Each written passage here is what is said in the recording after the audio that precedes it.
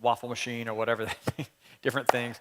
But it's always fun. It's always a great time. That's what I love. I love just watching people just talk and enjoy. So I do want to make sure that you're invited out for that. Well, listen, we're in a current series right now, and it's simply called How Do I?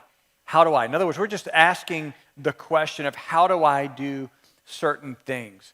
And next week, just go ahead and give you a sneak peek in that as well. We're going to be talking about how do I handle spiritual warfare. There is a physical world and there is a spiritual world. And what we need to understand is how do we handle that spiritual world? What do we do with that? And I think a lot of times we don't, even as Christians, many times we don't know what to do with that.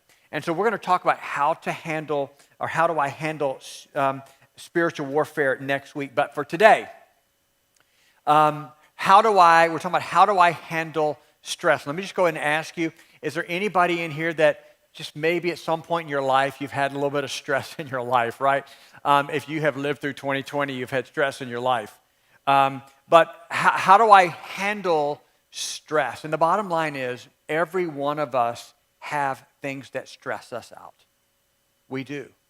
It comes in different forms. It looks different, but we all have it. And in a minute, we're going to look at Matthew chapter 11, verse 28 and following. But before I do, let me just tell you this. That interesting, I think it was a 2019 survey, and they had done, and they said that 44% of Americans claim to have more stress than 5 years previous. So that would be going back to 2014, basically.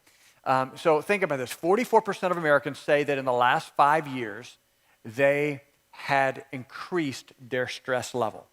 Now, imagine adding in 2020 to that. 2021 is what's going. Imagine adding all of that into it as well. 20% of people had what they called extreme stress. And they said that extreme stress, the way that this survey had defined it, what it means basically is stress actually began to cause physical problems, sweats and nightmares and all kinds of stuff. 20% of Americans. 60%, they say, of all diseases and sickness has its root in stress. It doesn't mean that it's the only thing, but in other words, stress makes it worse, right? It just makes it worse. And I tell you what, if you're stressed, you'll be much more likely catching colds and everything else. It really does weigh us down. And there's a reason why God said, I want to help you with this stress. There's a reason why. And so the scriptures teach us a lot about that. And think about all the stresses that we have going on, guys, in our world today.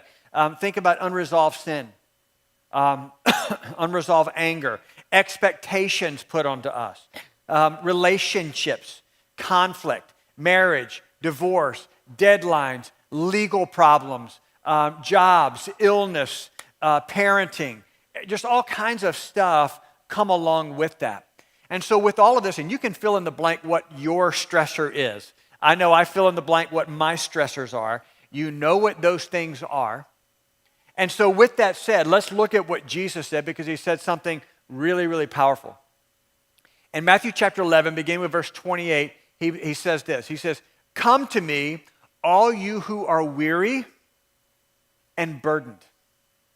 Let's just stop right there for a moment. We're going to work through this a little slowly here.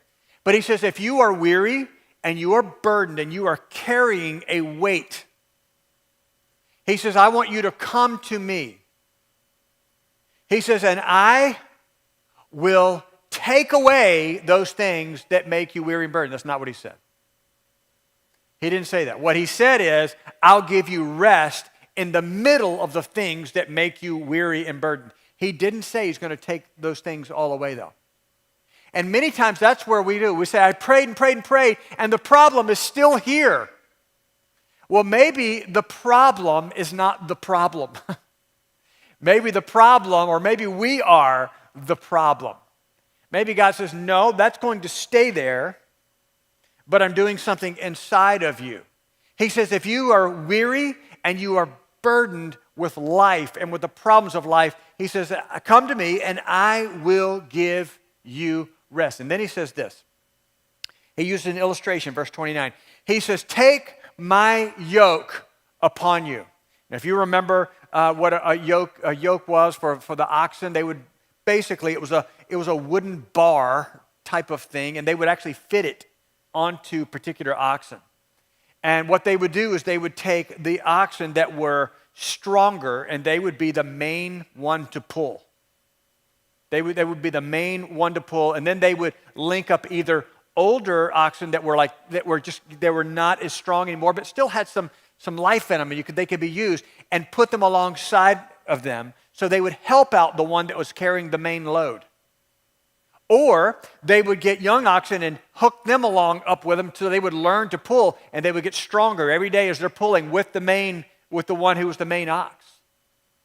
And Jesus says, listen, I have a yoke. You're carrying a yoke. Why don't you drop that yoke, take my yoke upon you, and let me be the main one carrying it? In other words, you're trying to carry the load all on your own. If you'll hook up with me, I'll be the main one to pull, and you can rest a little. You still have the weight, you still have to pull, but you can be rested. He says, take my yoke upon you and learn from me, for I am gentle and humble in heart. And by the way, there's an interesting thing there where he says that you'll find over and over and over in the scriptures, he'll say, learn of me, learn of me, learn of me. And there's an interesting thing here where he actually says, here in the Greek, he says, learn me, changes it. That stress we can learn more about Christ in those times. I mentioned a couple of weeks ago some of the stuff that my wife and I have been through, and I'll tell you, we learned more about the nature and the character and the kindness and goodness and grace of God in the difficult times. But he says, learn of me, or learn from me, or learn me, for I am gentle and humble in heart, and you will find rest for your souls. Rest comes as we allow the stresses that we carry to be mainly pulled by Christ. In other words, we're laying them on him and letting him be the main one to pull. What we tend to do, things go awry, things go a different way, and then we start trying to pull all on our own, and we get completely stressed out trying to do it. Something starts happening inside of us, and we find ourselves deteriorating spiritually because we're trying to do it all on our own. And God says it was never designed that you would do this on your own. Then he says in verse 30, he says, my yoke is easy and my burden is light. He says, if you will come to me, you're going to find that the burden that you think is this major burden is actually pretty light. Not because it's not important, but because I'm the one pulling it. I'm the one bearing the brunt of the weight. The psalmist says in Psalm 34:19, the righteous person may have many troubles, but the Lord delivers him from them all. Notice that. He's acknowledging that there will be many troubles. And here's an interesting thing. That word troubles here is actually, it's a Hebrew word that was for an Assyrian form of torture. And what they would do is they would take their enemies and they would tie them to a post, hands behind them. And they would begin to pile rocks going up all alongside of their body. And it obviously would extend out and out and out. And they would continue until it went over their head, and then they would continue until it slowly crushed them to death. It's a terrible form of torture. But think about what he's saying here. He says, the righteous person may have many troubles. In other words, there are going to be things that will come in our lives that many times will feel like it's crushing us under the load. Like, I can't take another day of this. I can't go through another day of the words. I can't go another day of the stresses. I can't go through another day of these things. And some may have walked in here today feeling just that. Real quickly, and we're going to talk about how to handle the stress in just a minute, but let me just hit two stressors, things that keep coming up in every survey that you see, that the top two things that keep coming into stressors in life, and the first one is time.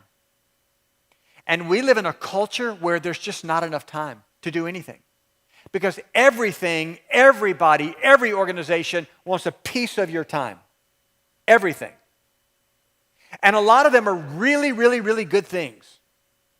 But what we're going to have to learn to do, which we'll talk about in a sec, is to say, I've got to do the best things, not just good things. What are the best things? Because what happens is we wind up giving our time in so many different directions that we get to the end of the day and we say, you know what, I advanced everything else except what I feel like God has for me. Much of our stress comes from our use or misuse of time. And some people, after today, some of the things I'll go ahead and tell you that you may have to do when this day is over is say, you know what, I got to go and sit down and work out my time and make sure that that I'm honoring God with my time and I'm honoring my family and my spouse and kids and so forth. Because we can't do everything that we're doing. Figure out what we're made for and put our focus there. Figure out what we're made for and put our focus there, not what everyone else thinks that it should happen. So here's an interesting passage that in Daniel chapter 5, and what we read is, it's a story of a man by the name of Belshazzar. Belshazzar in Daniel chapter 5, basically they had gone in and they had taken over Israel, taken over Judah, taken over the temple, and they took all of the things that were dedicated to the Lord in the temple, and they took them away to Babylon. And basically what's happened is there's captivity going on, and Belshazzar is the king, and he is actually now having a big drunken party. In the passage we're going to read, he's having a big drunken party, and he's got everybody there, and he's just kind of showing off everything because they're number one in the world. And something happens that just blows their minds. All of a sudden, when they start, he finally looks at the servant, he says, hey, go get the stuff that was dedicated to God, bring it in, and we're going to drink out of that too. He goes, or the servants go, and they get this, and they bring it back to them. And as they're drinking, all of a sudden, something that looks like just a man's hand starting at the wrist is really big, and it points out its finger and starts chiseling out words on the wall. Now that would be an incredible day. Imagine going home and saying, you should have been in church. A hand showed up and chiseled something on the wall. And basically, he calls in all of the astrologers, everything, and says, the words on here, I don't know what the words mean. Do you know what the words mean? And they're like, I'm sorry, we don't know. And finally, a lady comes and says, listen, there's a guy named Daniel. He was brought over as part of this captivity. When we took over Israel, took over Judah, whatever, we took it all over. He says, we brought Daniel in. Listen, I'm telling you, Daniel is in touch with God. And I guarantee you, he can interpret these words for you. And that's where we pick up our story. In Daniel chapter 5, verse 25, he says, this inscription that was written, and the words that were written on the wall were many, many tekel parsons. Everybody's like, what does that mean? We don't know what that means. He says, verse 26, here is what these words mean. Many means God has numbered the days of your reign and brought it to an end. How about this? That's real encouraging. God has numbered the days of your reign and brought it to an end. Tekel, you have been weighed on the scales and you have been found wanting. In other words, you've come up short. God has weighed you out and you have come up short. Then he says in verse 28, in Paris, your kingdom is divided and given to the Medes and Persians. In other words, what he's saying is, your life has been weighed, it does not add up, it's not in balance, your days are numbered, your lives are out of order, and now, Belshazzar, it's going to cost you something. And granted, this was an evil king, right? Granted, I get all that, but I wonder if there's not an element to this that can be brought into our lives as well when we allow our lives to get out of balance. Hopefully and prayerfully we won't go home and a hand shows up and writes on the drywall, right? But at the same time, there should be something, there are situations in life that should shake us up and realize life is short. Life is short, and is my life in balance? Am I living the balanced life? Am I able to enjoy the life that God has given to me? Some are so stressed out, they cannot enjoy their spouse, they can't enjoy their kids, they can't enjoy life, their friends. They're just so stressed out. And the truth is, our days are numbered. All of us, from the day we were born, our days are numbered. And he's saying, look, your life is out of order. And we have to be very careful that we don't allow our life to get out of order, that we control our time. Don't let our time control us. Many people, many Christians as well, go through life. Their calendar is like Tarzan, just going from vine to vine. Whatever comes up next, right? Looking for the next vine. Instead of it being ordered. What we have to do is step back and say, if my life is designed to glorify Christ, then I've got to find out what I have to do today to glorify Christ. In other words, let me live my life to honor Christ, to honor my spouse, to honor my family, and then I'll put it in order of things I need to do after that. But what happens is everything, everything's asking for our attention, and then we wind up, we're like two ships passing in the night with a spouse or with a kid. And we allow that to happen. And here's the thing, when that happens, I'm telling you, it will cost us something. Let me tell you something else with time that really is something that lately has really convicted my own heart. And actually, because I heard someone else share this, and it just really started convicting me after hearing it. And they were like, hey, you know what? It was the whole thing of a Sabbath. I know you said, well, Pastor, it doesn't make sense. It's Sunday, it's a Sabbath, you're here in church. Absolutely. But God designed it for Sabbath. He designed us for a Sabbath. There are some of us, listen, that by the time Sunday is over, and yes, I believe we need to be into worship, it should be, but listen, we need to come in with a heart that it's a restful, peaceful experience. And for some, listen, there's nothing wrong with doing something nice on a Sunday and enjoying something. But others, listen, they have booked their Sundays, that day of rest, so packed that, listen, Monday morning, they're saying, I need a break. God designed us to need it. God showed us how to do it himself by on the seventh day resting himself. And it's not because God was like, I am so tired, I don't know what to do. I decided I ain't doing anything today. It was because God says, I know how I created you. I'm God. I can keep going. You're not God. You need to take the day of rest, the Sabbath. And for some, it is. Maybe getting out and whatever, gardening is a Sabbath for you. I love doing yard work. I'm actually energized. I'm tired physically, but I'm energized inside, ready to meet the week because I enjoy it. I despise drywalling. I despise painting. I mean, you ask me to do that, and I'm like, no, please don't make me do it. You know, I can't stand it. And yet I find myself with a roller and brush and everything else. Last Sunday, by the way, talking about, got to kind of get an idea of where you are. Last Sunday, I just decided on a whim, I do this because part of my problem is, and some of you are the same way, if I'm just sitting there at home, part of my problem is I start thinking, just wasting time. I got to get something done. So last Sunday, I'd like on a whim and said, you know that gravel patio you wanted? I'm putting it in starting today, right? And I went back there, 600 square feet between that and a sidewalk going around to the front.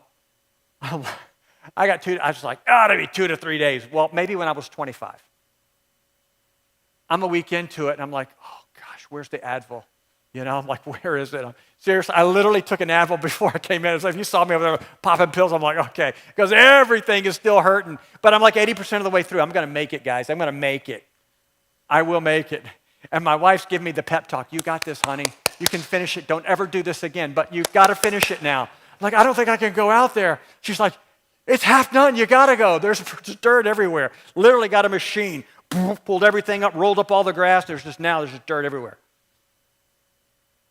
But what happens is, it starts, you know what? It becomes something that added more stress because I go there and I'm like, literally, got up this morning, get up there and like drink my coffee, trying to read my Bible where I normally do, but I can see out in the backyard an unfinished project, and I'm literally with my Bible. I'm sitting there, I'm like reading my Bible, like trying not to, right? It became a stressor to me. And we add things many times into our lives with that. And now here it is, a Sabbath, and I'm like already going, I gotta finish this day, gotta finish. And God's going, you know what? There's Monday too. There's Tuesday. You come home from work, just 2 hours at a time. I did get some mind and going, all right, honey, that's what I'm gonna do. After I come home from work, I'll have like 2 hours of sunlight. I can do it. I'm trying, guys. I'm preaching this to myself this morning, I'm telling you. This, another thing, time is one of those things. I got to tell you, another huge stressor is money. Keeps coming up in surveys over and over and over, how we handle our money. And we have to look regularly at our schedule and look at how we spend our money. And figure out, because here's the thing, it makes no sense to go and waste it and then we stress over it later.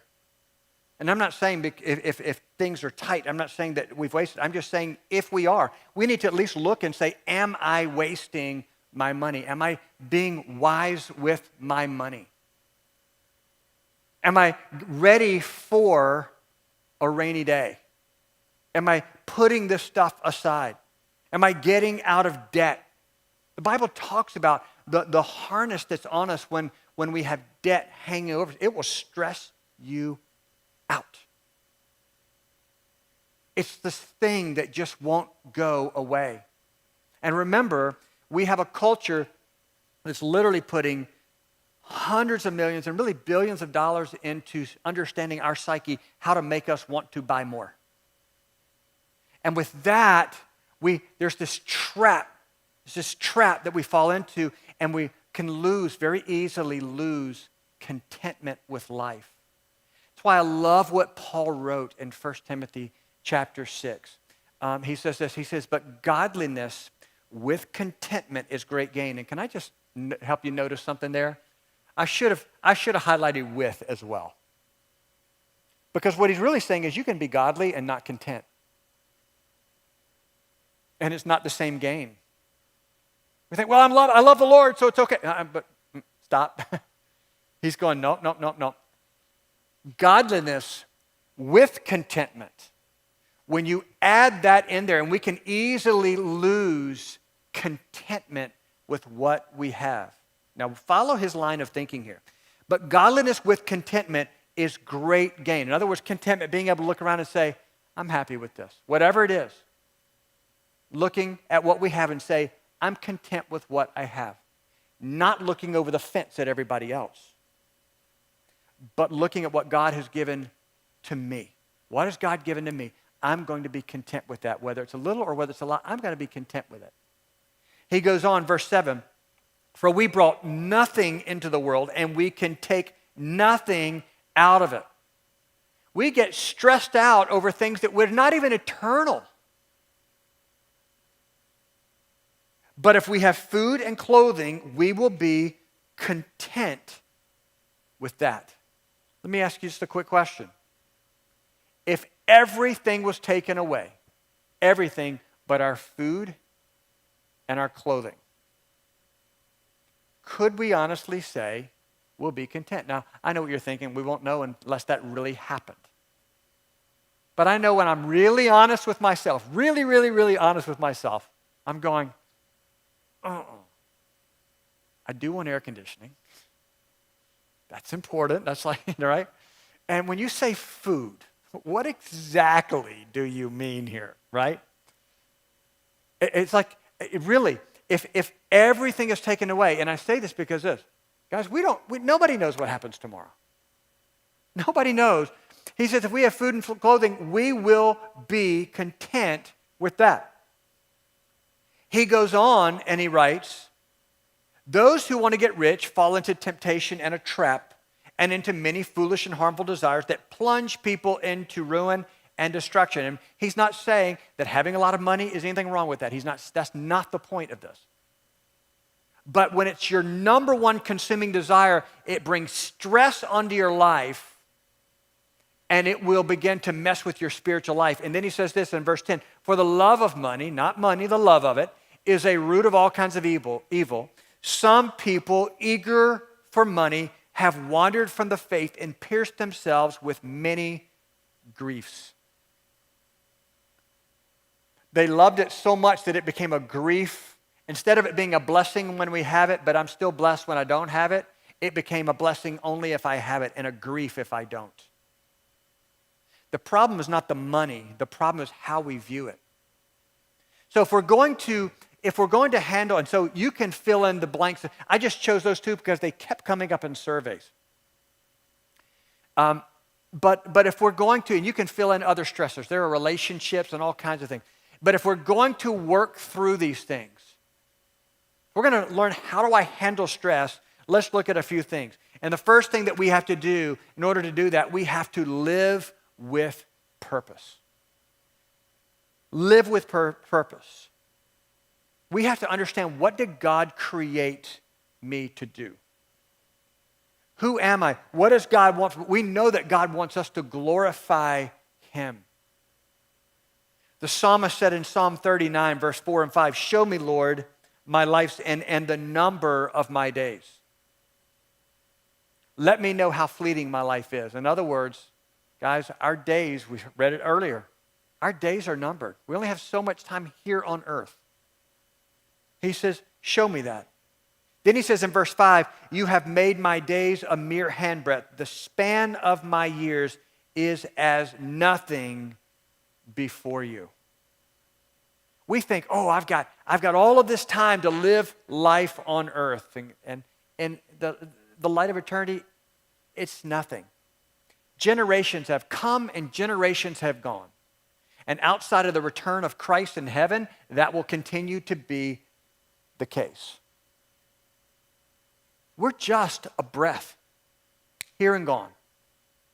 The question is, what do we do with that breath, that time that we have? That's really what matters, is what do we do with it? And he goes on, everyone is but a breath, even those who seem secure. Even the people who feel like they got it all together, their life is still just breath.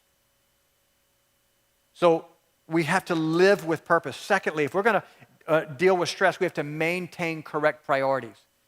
One of the ways to make sure that we work past those stresses is, again, making sure that our priorities are in order. It is a wise thing to do, to constantly look and say, what are my priorities? And by the way, if you want to know what your priorities are, look at your calendar and look at your bank account, what goes out of it and where. That's where you'll find out your priorities. That's where you begin to find out what it is. The psalmist said in Psalm chapter 90, verse 12, here we go again, teach us to number our days. In other words, he's saying, go deep on this. Think about it. Realize that you're just but a breath. He says that we may gain a heart of wisdom. What I love about that scripture is that he says, teach us to number our days that we may gain the heart of wisdom. Wisdom comes as we number our days. Because when you number your days, you start saying, I'm going to be wise about how I use the rest of the days I've got.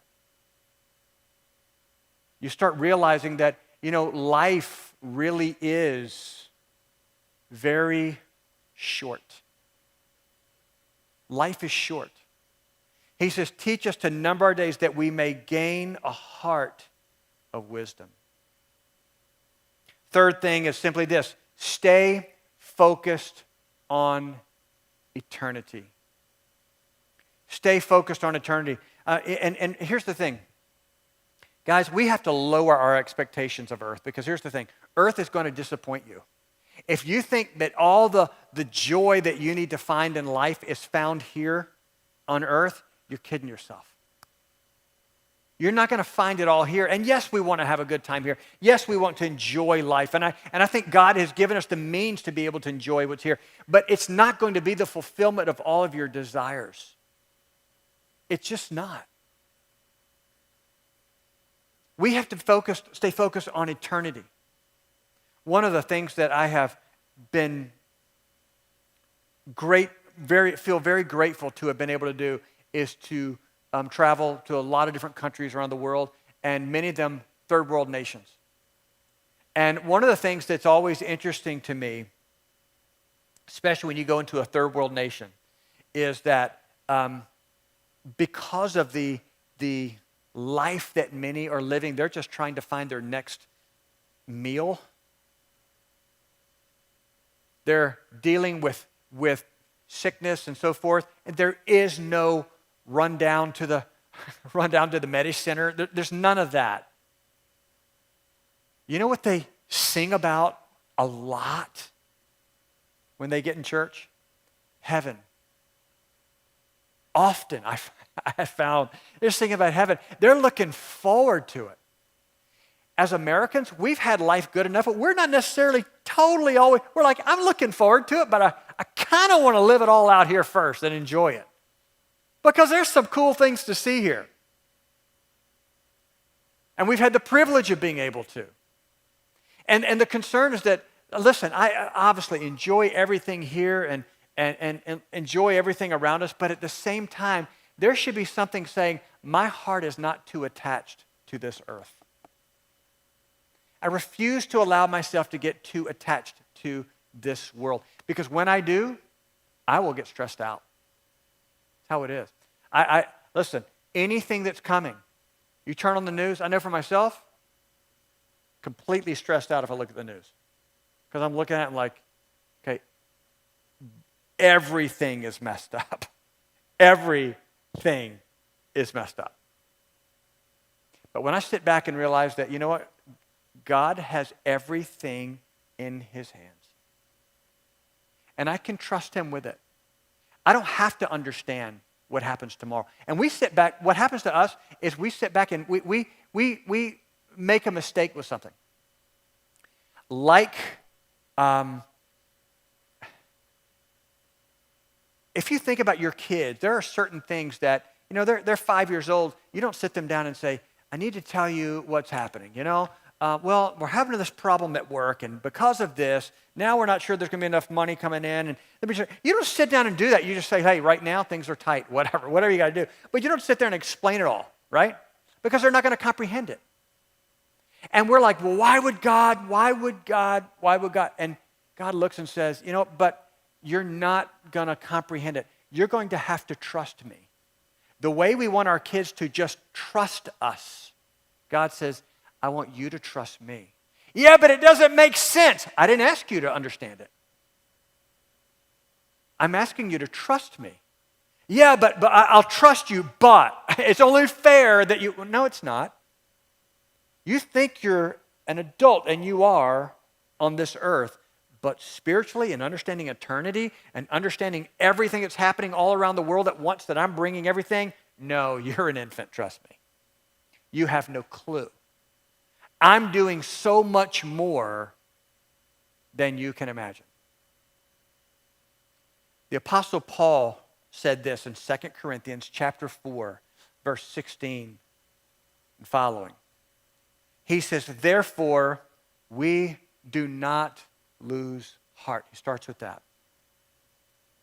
Paul says, we don't lose heart. Now, I want to remind you, this is the apostle who had, in this very book of 2 Corinthians, had talked about how he had been confused.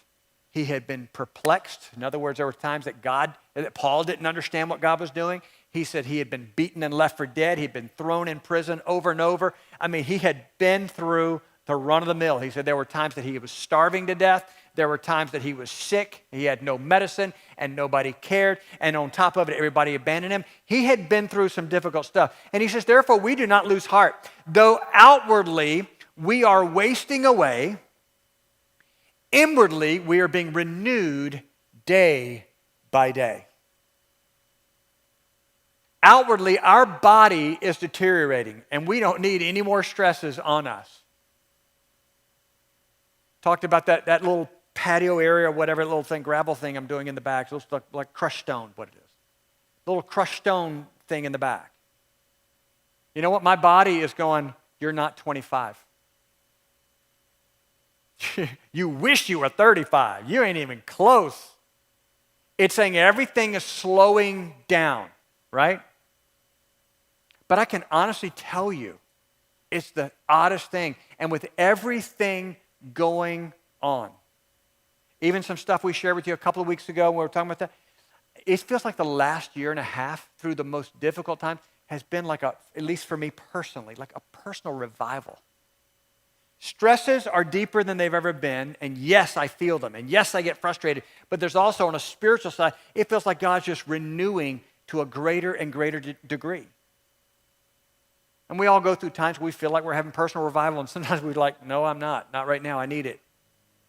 But inwardly, God says, when everything is going on, don't lose heart, because inwardly, I'm going to renew you day by day. And then he says this, after thinking about the imprisonments, after thinking about the multiple times being beaten, after talking about the multiple times where he was tied to a post and beaten with 39 lashes, one short of what was considered death, being thrown in prison for nothing, nobody tending to the wounds on him, and being sick and all these things. You know how Paul views it? We look at it as, that's not fair.